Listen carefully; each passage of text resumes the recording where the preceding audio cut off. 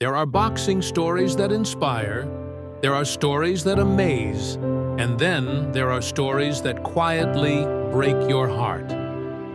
Few people know what really happened to Joe Frazier after the cheers stopped, after the bright lights faded, and after the rivalries that made him a global icon became distant memories. His name lives forever because of the wars with Muhammad Ali, because of the fight of the century, because of the thriller in Manila. But the final chapters of his life tell a very different story.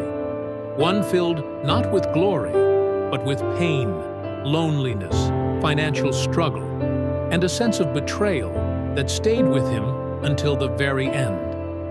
And once you hear the real details, you'll understand why Joe Frazier's journey didn't just end in heartbreak. It couldn't have ended any other way. Joe Frazier rose from nothing. True, uncompromising poverty. Born into a large family in South Carolina, raised on a farm where the work was endless and the opportunities were non-existent, Joe learned early that the world doesn't hand out anything for free.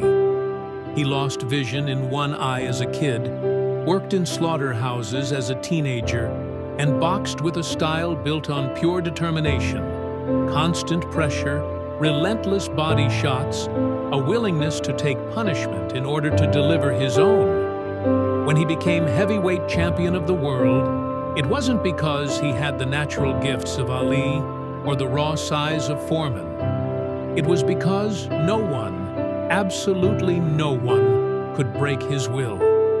And yet, as powerful as that will was inside the ring, it couldn't save him from what life would do to him when the gloves came off forever. The rivalry with Muhammad Ali made both men eternal legends, but for Frazier, it also planted seeds of hurt that never went away. Ali's insults, calling him ugly, dumb, a gorilla, cut far deeper than anyone realized. Joe helped Ali financially when he was banned from boxing. He lobbied for his return. He believed they were friends. So when Ali humiliated him in front of the world, Joe carried that scar for decades. Even as old men, even when Ali tried to apologize, the wounds were still open. Frazier once admitted that the pain from Ali's words ran deeper than the punches they exchanged in Manila. And even though he forgave Ali publicly, the emotional damage shaped the second half of his life in ways that fans never saw. After losing to George Foreman twice and taking enormous physical punishment in the Manila trilogy, Frazier retired in 1976, a physically broken man. The years of absorbing punishment with his head tucked low and his face exposed had consequences. His eyesight deteriorated badly. His joints were ruined. The headaches never stopped. And yet, because of terrible financial decisions, crooked managers, and his own generosity toward friends and family, Joe Frazier didn't leave boxing with the kind of fortune you'd expect from a champion who headlined some of the biggest fights in history. By the late 1980s, he was struggling. He opened a small gym in Philadelphia, cold in the winter, leaking when it rained. And while tourists sometimes visited to take photos with the former heavyweight king, the gym didn't generate real income.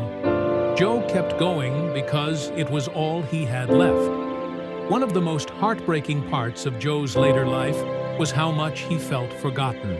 The city of Philadelphia gave a statue to Rocky Balboa, a fictional character, before honoring its real-world champion. Joe was hurt by that, deeply. He felt that everything he gave the sport, all the blood and pain and sacrifices, had been overshadowed by entertainment and Hollywood glamour. For years, he pushed for recognition. For years, he waited. And for years, nothing happened. Friends closest to him said that this was one of the greatest disappointments of his life. It wasn't about ego. It was about respect, about being remembered for the man he truly was, not just for the rivalries or the insults or the fights that nearly killed him. In his final decades, Joe faced significant financial problems. He lost land, He lost business investments. Lawsuits and debt followed him. Despite being one of the most iconic heavyweights of all time, he lived modestly, sometimes struggling to pay basic expenses. And yet, the tragedy wasn't just financial. His health declined rapidly. Decades of brutal punishment caught up to him. Constant back pain, mobility issues, severe diabetes, and the long-term effects of the damage he took in the ring, his body simply couldn't keep up anymore. But even worse was the emotional toll. Joe carried the feeling of being underappreciated, misunderstood, and overshadowed. While Ali received global love and sympathy, Joe felt like history had pushed him aside. In the final year of his life, Joe Frazier was diagnosed with liver cancer. It progressed quickly, so quickly that he barely had time to process the news. The diagnosis came in late September 2011. By November, he was gone. Fans around the world were shocked, unaware of how bad his health had become. In those last weeks, the man who fought harder than almost anyone in boxing history fought one last battle. A quiet, private fight without cameras, without fans, without applause. It was the final tragedy for a man whose entire life had been defined by struggle. And yet, there was something beautiful too. During those last weeks, people finally came together to give Joe the respect he had deserved for decades. Ali himself issued a public statement calling Frazier a great champion and expressing deep sadness. Fans gathered outside his gym. Old rivals and friends shared emotional stories. The world finally paused to acknowledge the truth, that Joe Frazier wasn't just a warrior in the ring, he was the embodiment of perseverance, resilience, and humility. A man who came from nothing, reached the highest peak in sports, and still remained grounded, loyal, and deeply human. Joe Frazier's journey ended in heartbreak, not because he failed, but because he deserved so much more.